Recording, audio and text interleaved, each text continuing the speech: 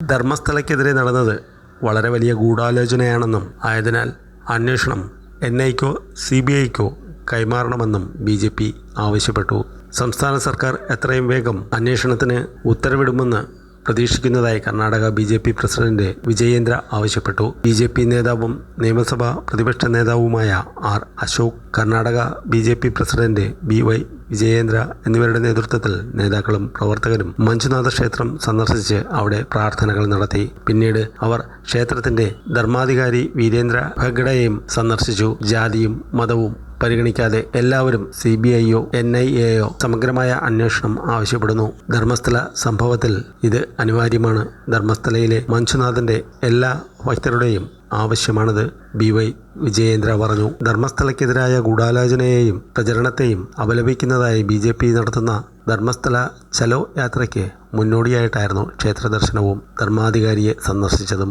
സംസ്ഥാന സർക്കാർ രൂപീകരിച്ച പ്രത്യേക അന്വേഷണ സംഘത്തിന്റെ അന്വേഷണത്തിനിടെ ധാരാളം വ്യാജ പ്രചാരണങ്ങൾ നടന്നിട്ടുണ്ട്. ദേശീയ അന്തർദേശീയ തലങ്ങളിൽ നടന്ന തെറ്റായ പ്രചാരണം കോടിക്കണക്കിന് ഭക്തരെ അസ്വസ്ഥരാക്കുകയും അവരുടെ വികാരങ്ങളെ വ്രണപ്പെടുത്തുകയും ചെയ്തു. ധർമ്മസ്ഥലയ്ക്കെതിരെ വലിയ ഗൂഢാലോചന നടക്കുന്നു. ഇടതുപക്ഷ ഗ്രൂപ്പുകളിൽ നിന്ന് സംസ്ഥാന സർക്കാരിന് മേൽ വലിയ സമ്മർദ്ദമുണ്ടെന്ന് ദക്ഷിണ കന്നഡ ജില്ലാ ചുമതലയുള്ള മന്ത്രി ദിനേശ് ഗുണ്ടുറാവു പറഞ്ഞു. ധർമ്മസ്ഥല വിഷയത്തിൽ വലിയ ഗൂഢാലോചന നടന്നിട്ടുണ്ടെന്ന് DCM DK ശിവകുമാർ തന്നെ പറഞ്ഞു. BY വിജയേന്ദ്ര ആരോപിച്ചു. JDS യുവജന വിഭാഗം പ്രസിഡന്റ് നിഖിൽ കുമാരസ്വാമിയുടെ നേതൃത്വത്തിൽ ഞായറാഴ്ച സമാനമായ ആവശ്യമുന്നയിച്ച് ധർമ്മസ്ഥല സത്യയാത്ര നടന്നു.